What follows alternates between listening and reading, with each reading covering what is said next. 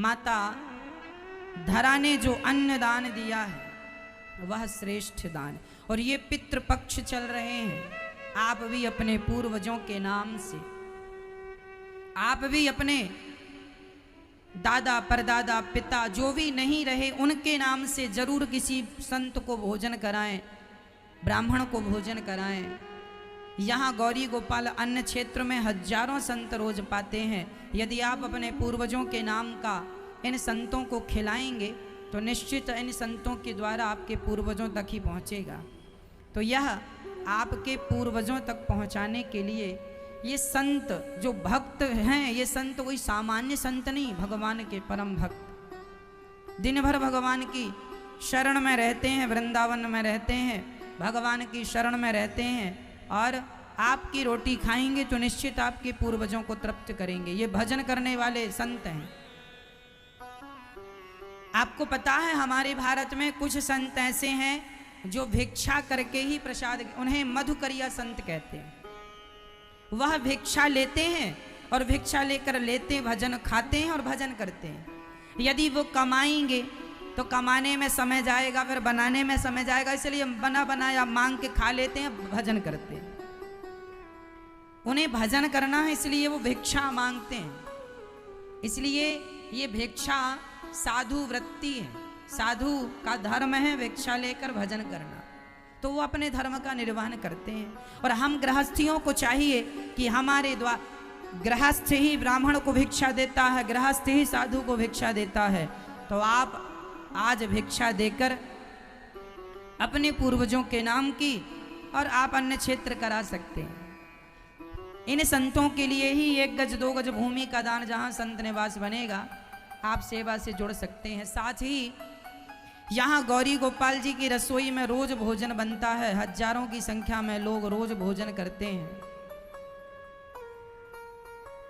हजारों की संख्या में लोग भोजन करते हैं। और आप सभी लोग इस बात को देखते भी हैं, आप लोग भी भोजन यहाँ जब भी आए तो यहीं गौरी गोपाल जी की रसोई में प्रसाद पाने आए। भोजन इसलिए ताकि आए हुए वृंदावन में कोई भी भक्त यहाँ से भूखा ना जाए। अन्न दान सबसे बड़ा दान है। आपको पता है दानवीर कर्ण जब मर के गए तो वहां स्वर्ग में उन्हें सोने की रोटियां परोसी गई थी। कर्ण ने कहा हमें सोने की रोटियां खाएंगे। इंद्र ने कहा क्या बताएं, आपने सारी जिंदगी सोना ही दान किया है इसलिए स्वर्ण की रोटियां। अरे सोने की रोटियां खाएंगे, आपने कभी आज तक अन्न दान नहीं किया, केवल सोना दान सोना दान सोना दान। कर्ण बोले क्या करूं? बोले जाओ अपने बच्चों से कहो कि आपके नाम का भंडारा करें, अन्न क्षेत्र कराएं, आपके नाम का श्राद्ध करें, तर्पण करें और आपके नाम से किसी संत को, किसी ब्राह्मण को, जरूरतमंदों को खिलाएं। जो आपके नाम से वो वहां खिलाएंगे वही आपको यहाँ स्वर्ग में मिल जाएगा। कर्ण के बच्चों ने किया, तब जाके कर्ण को रोटियां मिली। ये महाभारत में लिखी हुई बातें हैं। अर्थ यही है कि हम जो यहाँ देते हैं वही हम पाते हैं। इसलिए यहाँ गौरी गोपाल जी की रसोई में जो तमाम भक्त लोग, जरूरतमंद लोग और सभी बिहारी जी के परम भक्त जो वृंदावन में आए सब भोजन करते हैं। ये गौरी गोपाल जी की रसोई ये रही आप जो देख रहे हैं। तो आप भी इस सेवा से अपने आप को जोड़ें। एक दिन की गौरी गोपाल जी की रसोई आप अपनी ओर से बंटवा सकते हैं, जहाँ लगभग 8000 लोग रोज भोजन करते हैं। लगभग सुबह की अन्न क्षेत्र की रसोई में जो संत पाते हैं वो संतों की रसोई में लगभग 3000 लोग भोजन करते हैं। और दिन भर सुबह से शाम तक ये जो रसोई गौरी गोपाल जी की जो आप भक्त लोग पाते हैं उसमें लगभग 8000 लोग रोज भोजन करते हैं। तो ये सेवाएं आप सभी के सहयोग से हैं और आप सभी अपने लिए ये सब करते हैं, अपने आनंद के लिए करते हैं और ये सब होता है। आप यहाँ माँओं की सेवा भी हो रही है। वो वृद्ध माएँ जो बेसहारा, जिनका कोई सहारा नहीं, उन माँओं के लिए यहाँ गौरी गोपाल वृद्धाश्रम में ठिकाना होता है, जिनका कोई सहारा नहीं। कहते हैं निर्बल केवल राम, सुनहरी मैंने निर्बल केवल राम। आइए हम आज आपका परिचय एक माँ से कराएंगे। एक वही माँ, देखिए आपके पूर्वज जरूर तृप्त होंगे। आपकी माँ, आपकी दादी जो आपके पास अब नहीं है। जब वो देखेंगे कि हमारे बच्चे किसी का सहारा बन रहे हैं, जब आप किसी का सहारा बन जाते हैं तो निश्चित विधाता आपके और आपके परिवार का सहारा बन जाते हैं। यहाँ गौरी गोपाल वृद्धाश्रम में 200 माताएं, 200 प्लस माताएं, लगभग 225 माताएं यहाँ रहती हैं, जो कि ये गौरी गोपाल वृद्धाश्रम पूरा पैक हो गया है माओं से। किराए से आश्रम लेके भी हमने माओं को रखा है और बहुत जल्दी एक बड़ा आश्रम जहाँ 1000 माताएं एक साथ रहेंगी एक छत के नीचे, वह भी बन के तैयार होगा। तो आप भी उस आश्रम के निर्माण में इन माओं के लिए एक कमरा बनवा के आप इन माओं को समर्पित कर सकते हैं।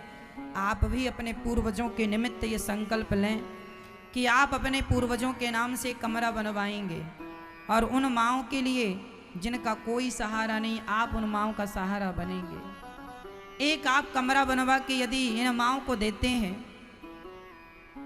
तो आपको, आपकी पीढ़ी को वह पुण्य तो मिलेगा ही, आपको तसल्ली रहेगी कि हमने जीवन में केवल अपने लिए नहीं किया, हमने कुछ समाज के लिए भी किया है, ये आपको तसल्ली रहेगी।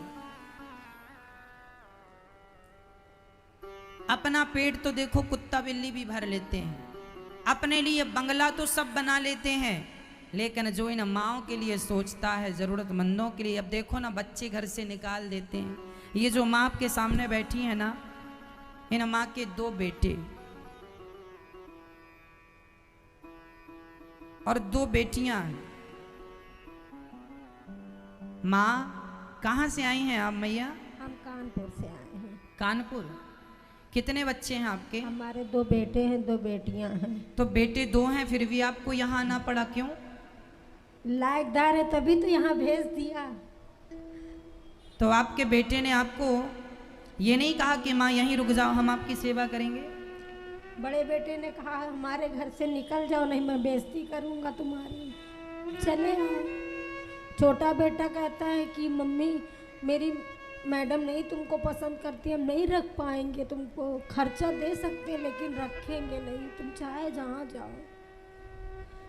तो ना तो मेरे पास कोई साधन है, ना जमीन है, ना मकान है, तो महाराज मैं कहाँ रहूँ? माँ के 2 बेटे हैं, एक बेटा बोलता है कि मेरे दरवाजे नहीं आना, नहीं तो बेइज्जती करके निकालूंगा, और दूसरा कहता है कि माँ आपको मेरी पत्नी पसंद नहीं करती। तो ऐसी पत्नियों को तुम क्यों पसंद करते हो? ऐसी पत्नियों को तुम ना पसंद करो जो तुम्हारी मां को पसंद ना करे। कल को तुम्हारा बेटा, तुम्हारी बहू आएगी, वो अपने आपके बेटे से कहेगी कि मुझे अपनी ये तुम्हारी माँ सास हमें बिल्कुल पसंद नहीं है। देखो ये माँ है, मैं कहता हूँ ना कि कमरा बनवा के देना। इन माँ के 2 बच्चे हैं, घर है, उनके भी बच्चे हैं, वो सुखी से रहते हैं, आनंद से रहते हैं, लेकिन इन माँओं के लिए, उन बच्चों के लिए कोई एक छोटी सी जगह नहीं मिली। 2-2 घर 2-2 बच्चों के लिए हैं, लेकिन एक कोना भी नहीं मिला कि माँ तुम यहाँ सो जाया करो, हम इज्जत से रोटी दिया करेंगे, हम चरण दबाया करेंगे। ऐसा कोई भी दिलासा बच्चों ने नहीं दिया। इन माँओं को कह दिया बच्चों ने, बेटे ने, कि हम घर में आओगी तो बेइज्जती करके निकाल देंगे। जब बच्चे बेइज्जती करके निकालने की बात कहते हैं तब ये कहता है कि आप लोग एक कमरा, भगवान सबके पति ऑलरेडी हैं। कैसे? आप लोग गाते हो, आओ गाओ मेरे संग। तुम हो एक अगोचर सबके प्राणपति, स्वामी सबके प्राणपति, किस विधि मिला हूँ दया मैं तुमको, मैं कुमति। ओम जय जगदीश हरे। तुम हो एक अगोचर सबके प्राण, जोर से, सबके प्राण। ऑलरेडी भगवान ही सबके प्राणों के पति हैं या नहीं? मेरे प्राणों के पति कौन है? भाई जैसे भारत के राष्ट्रपति सबके पति हो गए, कहो हाँ या ना? राष्ट्रपति सबके पति है कि नहीं? अब कोई महिला कहे ये राष्ट्रपति हैं, कोई पुरुष कहे ये राष्ट्रपति हैं, भाई हैं वो? राष्ट्रपति जो है वह भारत के 135 करोड़ लोगों के पति हैं, हाँ या ना? भाई राष्ट्रपति है ना वो, सबको यही कहना पड़ेगा ये राष्ट्रपति है। उसी प्रकार ये राष्ट्रपति तो केवल भारत के राष्ट्रपति हैं, कोई अमेरिका का राष्ट्रपति है, कोई चाइना का राष्ट्रपति है, पर भगवान तो पूरे ब्रह्मांड के पति हैं। इसलिए तुम हो एक अगोचर सबके प्राण पति, वह हमारे प्राणपति ऑलरेडी हैं। तो गोपियों के पति भगवान ही हैं, और केवल गोपियों के नहीं मेरी माँ, तुम्हारे और हमारे भी पति अभी प्रेजेंट में वही हैं, पर हम लोग मानते नहीं। मीराबाई ने तो मान लिया कि ये मेरे पति हैं, मान लो तो वो हैं, नहीं मानो तो कुछ नहीं है। मानो तो मैं गंगा माँ हूं, नहीं मानो तो बहता पानी। मानने से है, मान लो तो हम आपके बेटे हैं, मान ले तो हम आपकी, आप हमारी माँ हो, बहन हो, बेटी हो, नहीं माने तो फिर कौन किसका। मान लो तो हम आपके दोस्त हैं, आप हमारे दोस्त हैं, नहीं मानो तो कुछ कौन किसका। मान लेने से सब होता है ना। तो फिर भगवान को गोपियों ने जिनके संग रास रचाया, उन्होंने भगवान को क्या माना? क्या माना? उन्होंने तो अपने भीतर से, उन्होंने तो अपनी अंतरात्मा से भगवान को अपना पति मान लिया। आप ही हमारे पति हैं। क्यों? अब कोई स्त्री आज 50 साल की महिला 7 साल के पुरुष को, 7 साल के बच्चे को क्या अपना पति मानेगी? हाँ या ना जवाब दो। क्या आज कोई बच्चे वाली महिला जिसके बच्चे हों, वो क्या 7 साल के बच्चे को अपना पति मानेगी? नहीं मानेगी। पर गोपियां क्यों मान गई पति? क्योंकि गोपियों को पता था कि ये भगवान ही अवतार लेके आए हैं। कृष्ण कोई सामान्य थोड़ी है, कृष्णस्तु भगवान स्वयं। कृष्ण कौन है? बोलो, कृष्ण कौन है? भागवत में जहां भी कृष्ण जी कोई बात कह रहे हैं, वहां कृष्ण उवाच नहीं आया, वहां भगवान उवाच आया है। श्री भगवान उवाच। गीता में अर्जुन को जहां जहां भगवान ने उपदेश दिया है, वहां कृष्ण उवाच नहीं है। अर्जुन उवाच है, संजय उवाच है, धृतराष्ट्र उवाच है, वहां पर कृष्ण उवाच नहीं है। क्या उवाच है? बोलो, कभी गीता पढ़े हो? नहीं पढ़े, पढ़ लेना।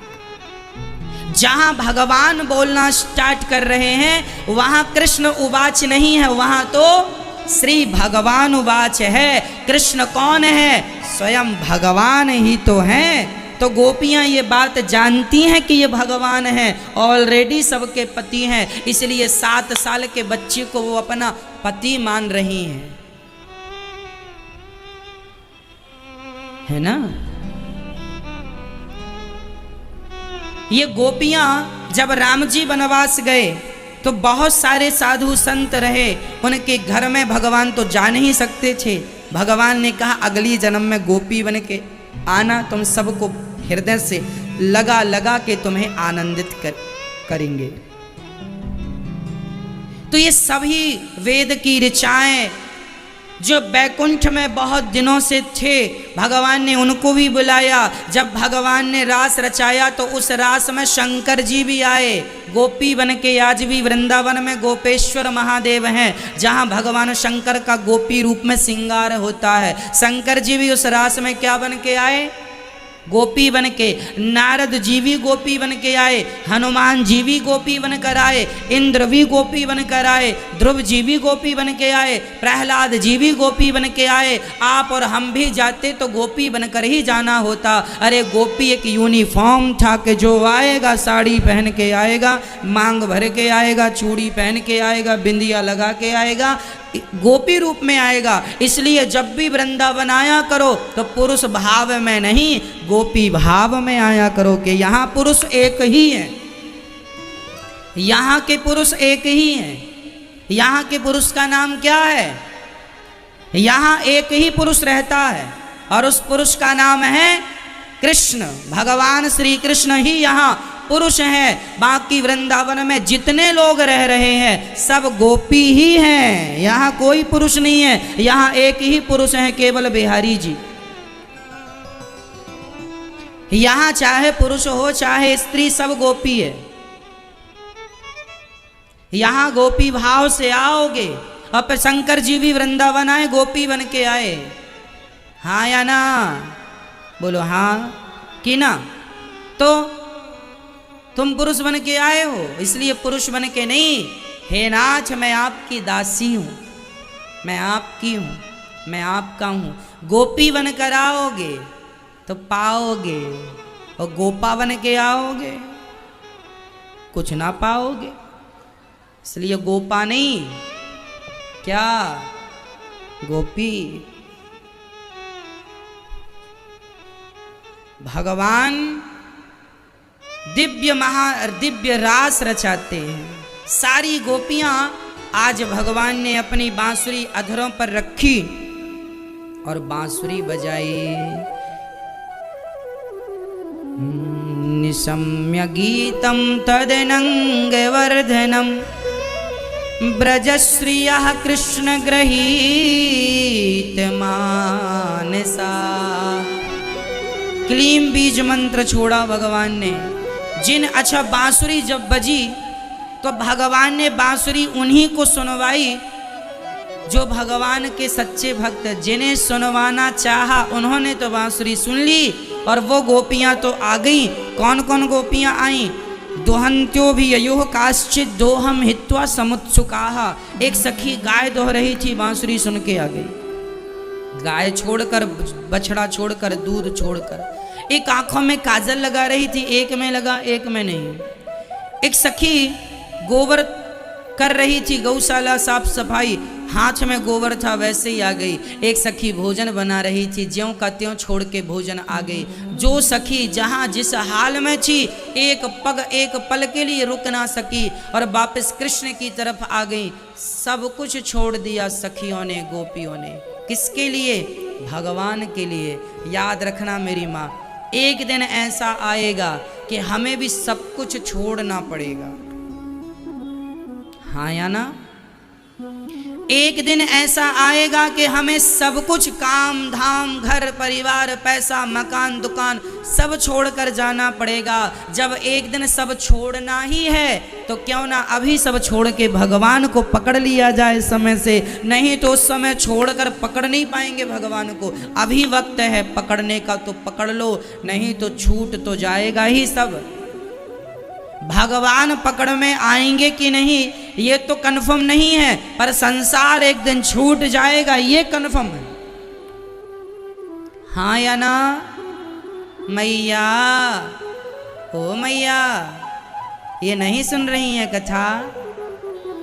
पंचायत कर रही हैं? अच्छा मैया सो जाओ, हाँ सो जाओ।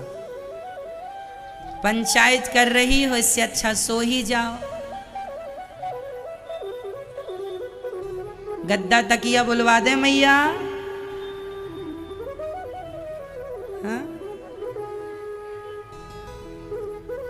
पंचायत ना करो। अच्छा मैया फोन पे लगी हैं बहुत देर से।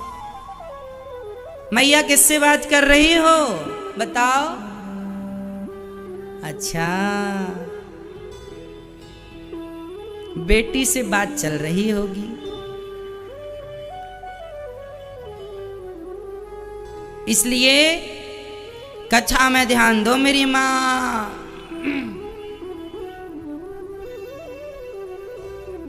तो भगवान